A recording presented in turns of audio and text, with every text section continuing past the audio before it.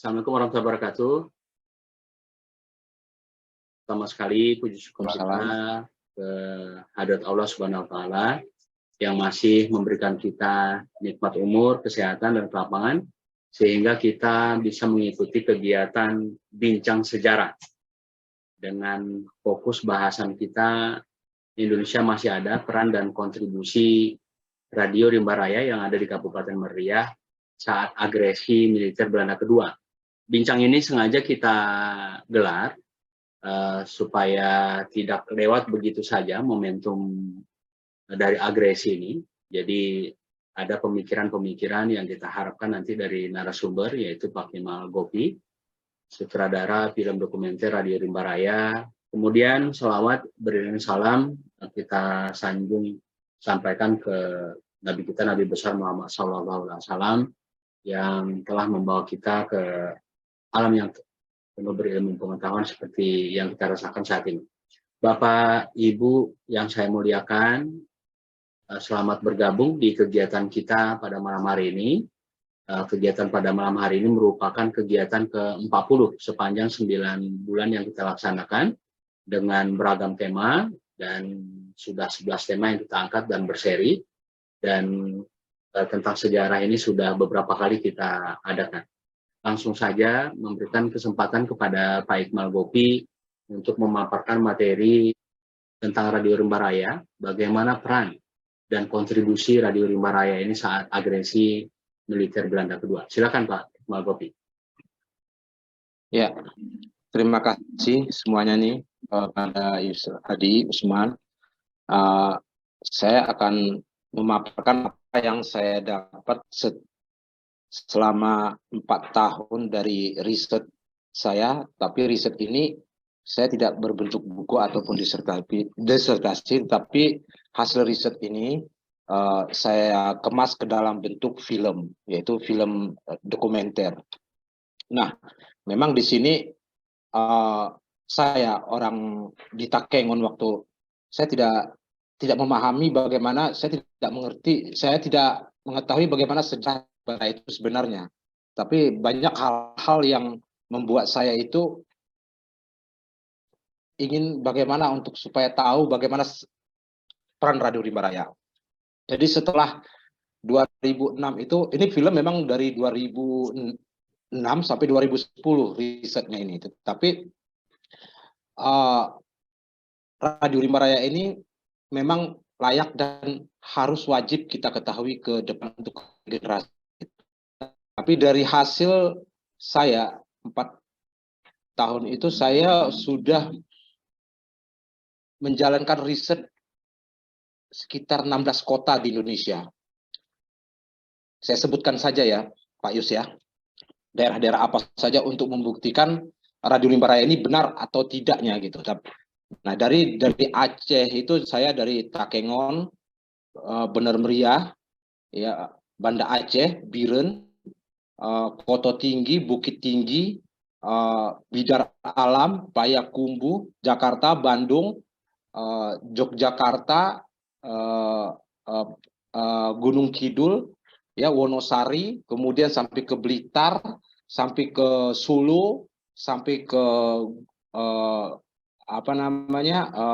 Karanganyar, hingga ke Tulung Agung. Inilah perjalanan saya untuk mencari sejarah Rimba Raya ini.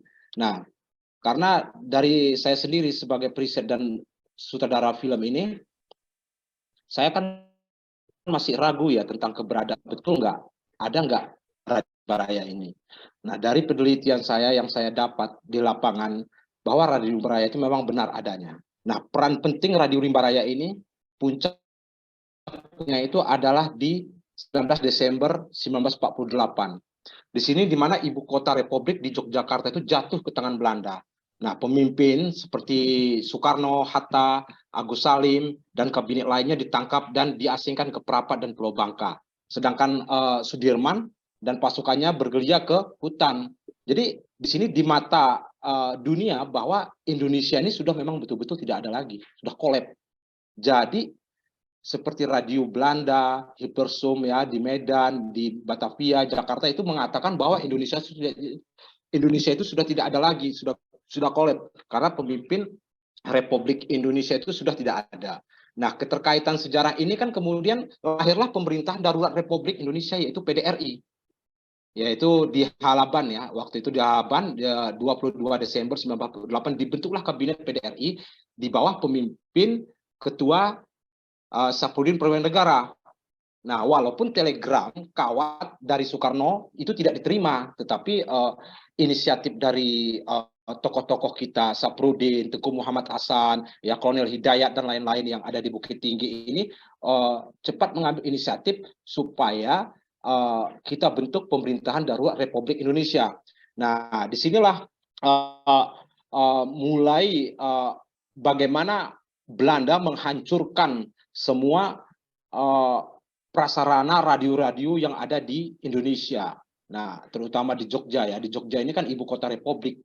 Nah, disinilah setelah kolab Republik ini sudah tidak ada lagi, sudah tidak diakui lagi di mata dunia bahwa Indonesia itu sudah tidak ada karena pemimpinnya sudah tidak ada. Disinilah muncul peran Radio Rimba Raya yang berada di hutan belantara Bener Meriah ini.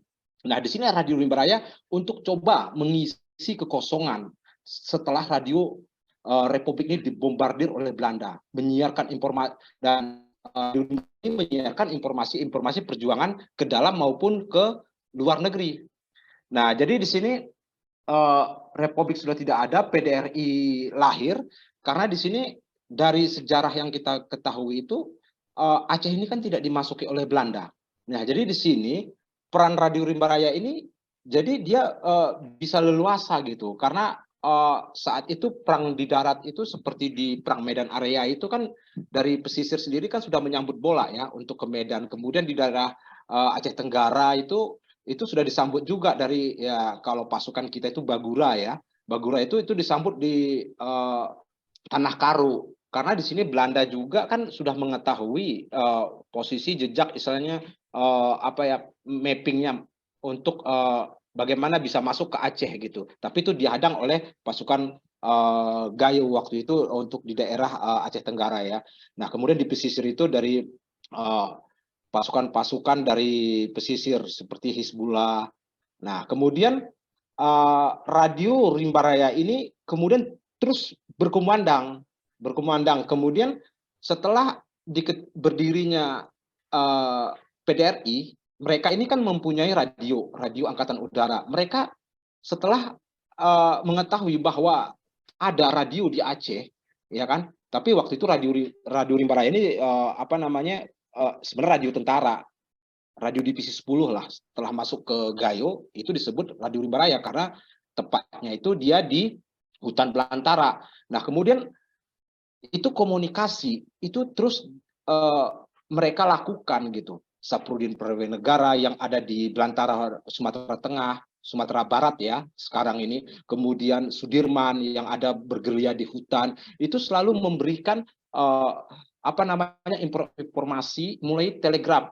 Nah, telegram itu kemudian ditangkap ya oleh Radio Rimba Raya. Kemudian ada juga radio kita di redaksi lah di Kota Raja ya Banda Aceh itu. Kemudian itu disiar melalui Rimba Raya ini tadi kita menerjemahkan kemudian disiarkan berita ke seluruh dunia gitu. Jadi berita-berita yang ada di peperangan di Medan Area maupun di Jawa, bagaimana perjalanan Sudirman itu di cover, di counter dalam arti mereka mencoba memberikan semua informasi-informasi perjuangan, informasi politik, kondisi keadaan prajurit ataupun seperti pembunuhan menteri pemuda waktu itu Supeno namanya. Nah, Supeno ini juga menteri pemuda waktu itu diberitakan oleh Radio Rimba Raya ke dunia bahwa radio apa namanya bahwa Belanda telah menembak mati menteri begitu. Jadi Radio Rimba Raya ini mencoba mengcounter ya dalam arti perang urat saraf itu terus terjadi. Nah, bukan berarti Radio Rimba Raya ini juga tidak punya ada ancaman dari Belanda, tetapi Belanda tidak menemukan Radio Rimba Raya yang ada di Bener Meriah sekarang ini. Nah, jadi peran Radio Rimba Raya ini memang tidak bisa lepas dari bagaimana Republik ini bisa merdeka ya, dalam arti selain 17 Agustus 1945 itu. Nah, jadi peran Radio Rimba Raya ini, kalau tidak ada Radio Rimba Raya ini, mungkin sejarah kita ini akan berbeda. Nah, inilah pentingnya Radio Rimba Raya ini harus diketahui oleh regenerasi, oleh pemerintah Republik Indonesia, oleh dunia, bahwa peran penting Radio Rimba Raya ini, kemerdekaan Republik ini tidak luput dari peran penting Radio Rimba Raya. Bukan berarti radio-radio yang ada di Jawa maupun di Sumatera waktu itu perang itu kita tidak luput, tidak bisa kita lupakan juga. Tetapi kan dari mereka inilah kita mendapatkan informasi kan, karena Aceh ini tidak dimasuki oleh Belanda. Nah, jadi Radio Rimba Raya ini juga dia menyiarkan 6 bahasa ya, bahasa Indonesia, bahasa Inggris, Belanda, Cina, bahasa Urdu, dan bahasa Arab.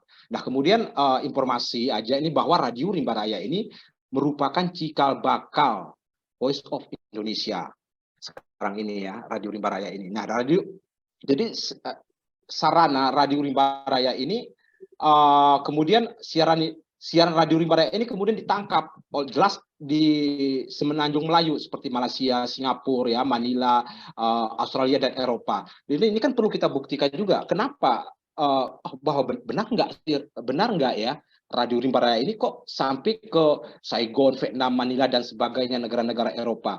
Nah, ternyata dari hasil penelitian saya ya, dari film itu sendiri mengatakan bahwa dari saksi sejarah itu ya, mengatakan bahwa kalau seandainya Radio Rimba, kalau mereka tidak menerima sinyal calling ya dari luar negeri itu mereka call balik ke Aceh gitu. Nah, jadi kita bisa mengambil kesimpulan bahwa Radio Rimba Raya juga diterima di luar negeri begitu. Nah, seperti obat Jenderal Sudirman ya, ini barangkali tidak pernah terkuak barangkali ini. Obat Jenderal Sudirman setelah dikembalikan Sudirman ya di Yogyakarta, PDRI sudah dikembalikan ya setelah perjanjian Rom-Royon. Itu permintaan obat Sudirman itu melalui Rimba Raya. Ini kan banyak yang tidak diketahui oleh masyarakat Indonesia kan. Jadi inilah peran penting Radio Rimba Raya. Kemudian Radio Rimba Raya ini meminta obat ke Singapura waktu itu. Nah, itu diterima oleh Sudirman. Kemudian suratnya juga ada ya. Terima kasih gitu kepada dokter saat itu di Kutaraja gitu. Nah, kemudian bagaimana membuktikan Radio Rimba Raya ini? Saya mempunyai bukti, yaitu bukti kawat yang diterima oleh Radio Rimba Raya. Nah, berita, misalnya saya mencoba membacakan ya, saya coba membacakan ini dari Ketua PDRI ya, harap diberitahu Muhammad Rum supaya meminta perhatian Uncommission for Indonesia tentang pembunuhan terhadap Saudara Supeno yang saya sebutkan tadi. Menteri Pembangunan dan Pemuda pada tanggal 24 Februari di dekat Nganjuk, Jawa oleh tentara Belanda dan supaya meminta diadakan pemeriksaan tentang hal itu. Jadi berita-berita ini membuktikan bahwa Radio Rimba Raya ini memberikan informasi ke dunia supaya perwakilan-perwakilan kita seperti di PBB, New Delhi ya, All Indian Radio. Jadi ini mereka semua mengambil informasi dari Radio Rimba Raya. Nah, Rimba Raya ini juga ada beberapa panggilan sinyal calling seperti Suara Merdeka, Radio Republik Indonesia, Suara Indonesia Merdeka, Radio Rimba Raya, Inilah Sumatera, Radio Republik Indonesia, Radio Divisi 10, Pemancar Orang Republik. Jadi sebenarnya nih radio sinyal calling ini sebenarnya Radio Rimba Raya, tetap Radio Rimba Raya ini satu. Jadi tujuan kenapa ada beberapa sinyal calling yang dipakai oleh Rimba Raya ini untuk mengelabui Belanda ternyata. Jadi Belanda ini memikir bahwa wah ternyata di Aceh ini banyak sekali radio. Nah, jadi mereka ini tertipu nih, Belanda ini nih. Jadi bingung dia kenapa banyak sekali sinyal calling ada di radio. Nah, inilah dari perjalanan hasil saya dapat riset di lapangan, dan kemudian Radio Rimba Raya ini juga melakukan hubungan dengan perwakilan Indonesia yang ada di luar negeri lewat selawah kita ini waktu itu ada di Burma. Nah, mereka mencoba mencoba menerjemahkan berita-berita apa yang terjadi di Indonesia, perkembangan politik ataupun peperangan yang ada di Indonesia. Nah, kemudian setelah itu ada Konferensi Asia Afrika, Konferensi Asia Koperasi Asia ini penting sekali nih, barangkali di buku-buku catatan sejarah ini kurang populer ya, barangkali lebih populer kepada KMB. Nah, ini koperasi ini 20 sampai 23 Januari ini diprakasai oleh Nehru waktu itu. Nehru. Nah, Nehru ini mencoba, karena ini mereka kan bangsa yang senasib ya, karena dia juga dari dijajah oleh Inggris. Nah, dia mencoba membuat konferensi ini supaya diadakan mengadakan sidang di Lexus gitu di New York waktu itu tanggal 28 Januari 1949. Jadi hasil-hasil rapat ini disiarkan oleh Radio Rimba Raya. Nah, ini kan penting sekali ya, peran penting Radio Rimba Raya ini. Jadi Radio Rimba Raya yang di New Delhi ini kan jauh sekali ya. Kita nggak bisa untuk di Aceh ini menambah jam siaran supaya dunia tahu gitu. Dunia tahu bahwa apa isi dari konsensus hasil-hasil dari konferensi Asia di New Delhi ini. Nah, inilah salah satu yang penting juga dari Radio Rimba Raya untuk memberikan informasi ke seluruh diplomat-diplomat kita di luar negeri. Nah, seperti umpama kemudian serangan umum 6 jam di Jogja 1 Maret. Nah, serangan umum ini kan 6 jam ini ya kita terlepas dari Soeharto atau Hamengkubuwono ya atau Sugeng atau Sudirman, siapa yang memerintahkan serangan 1 umum itu. Nah, serangan 1 umum ini kalau tidak ada yang menyiarkan ke dunia, ya bagaimana?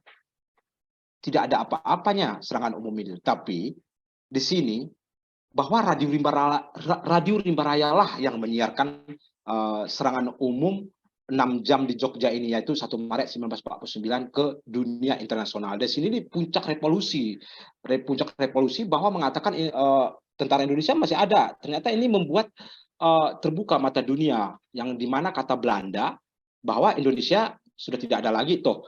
Ternyata itu masih ada tentara menyerang Yogyakarta. Nah, ini kan disiarkan oleh Rimba Raya. Kalau ini tidak disiarkan oleh Rimba Raya, Radio Rimba Raya yang ada di Aceh ini, bagaimana masyarakat dunia tahu gitu. Nah, kemudian tempatnya di Gunung Kidul. Ini hanya sekedar informasi saja ini. Tanggal 3 Maret 2020 Presiden Jokowi mengeluarkan Kepres ya nomor 2 tentang serangan 1 Maret 1949 menjadi hari penegakan kedaulatan negara. Jadi tanggal 1 Maret 1949 itu menjadi hari penegakan kedaulatan negara. Tapi kalau tanggal 19 Desember yang kemarin ini adalah Hari Bela Negara. Hari Bela Negara. Nah, jadi di sini ini tentang serangan 1 Maret ya, tetapi di sini tidak ada peran dalam arti siapa yang menyiarkannya gitu. Jadi radio ini belum mendapat tempat di sini. Bahwa kalau tanpa radio serangan 1 Maret juga tidak mempunyai arti apa-apa. Nah, mungkin menjadi hari penegakan kedaulatan negara pun mungkin tidak ada gitu. Nah, jadi sila peran penting. Nah, kemudian dari hasil serangan 1 Maret ini kan terjadi perjanjian Romroyen. Nah, perjanjian Romroyen ini apa dengan kesepakatan bahwa pemimpin seperti Soekarno-Hatta dilepaskan, kemudian dengan poin-poin ya, yang sudah disepakati di perjanjian Romroyen. Nah, kemudian hasil akhir dari perjanjian Romroyen itu kan terjadi konferensi meja bundar KMB di Den Haag, Belanda 29 Desember 1949. Nah, jadi konferensi meja bundar ini adalah hasil dari di mana Radio Rimba Raya membangun opini dunia bahwa Indonesia itu masih ada. Tapi kalau tidak ada Radio Rimba Raya, dari data yang saya dapat, dari hasil yang saya dapat di lapangan itu, mungkin konferensi meja bundar itu juga tidak ada. Tapi di sini Radio Rimba Raya bisa menggerakkan menggerakkan PBB kan di sini. Bagaimana kita tidak mengatakan bahwa pentingnya Radio Rimba Raya ini? Kenapa kita harus menafikan? Kita tidak bisa bosan-bosannya sampai kapanpun bahwa Radio Rimba Raya ini perlu, kita harus upgrade, kita harus blow up terus, siapapun itu. Karena sampai sekarang ini Radio Rimba Raya ini belum dilegitimasi oleh pemerintah, atau karena tidak pemahamannya, atau tidak ada yang menyampaikan, atau bagaimana itu saya kurang memahami. Tetapi sampai detik ini belum tersosialisasikan bagaimana peran penting Rimba Raya ini ke depannya begitu. Jadi kita harap dari semua pihak elemen ya, maupun sipil maupun pemerintah LSM ini harus betul-betul didukung, karena ini radio bukan radio Gayo atau radio Aceh, radio lokal, tetapi ini radio nasional dalam arti memperjuangkan kepentingan Republik di Indonesia ini. Bagaimana kita tidak mengatakan ini bahwa penting? Ini hasil yang saya dapat ini hasil riset selama 4 tahun gitu untuk membuktikan bahwa Radio Rimba Raya itu memang benar adanya. Jadi ini bukan Radio Rimba Raya yang dongeng ataupun radio yang apa namanya karangan atau kekeberlen lah bahasa kita ini ya. Dalam arti ini tidak, Radio Rimba Raya ini memang dia mempunyai bukti otentik bahwa peran penting Radio Rimba Raya setelah agresi militer kedua itu memiliki vital untuk bangsa ini untuk menyiarkan ke seluruh dunia bahwa Indonesia itu masih ada gitu.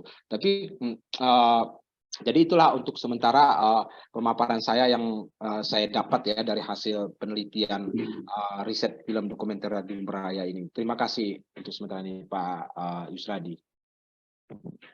Ya, baik Bang Iqmal, terima kasih banyak atas paparnya, luar biasa ya.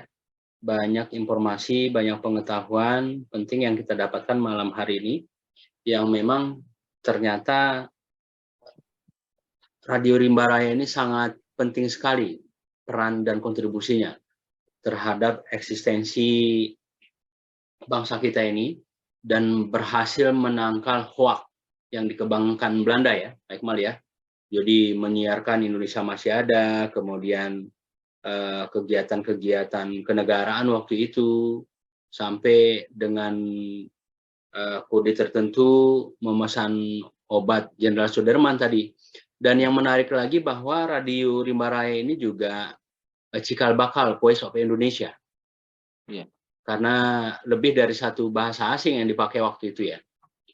Ya. Tapi sayangnya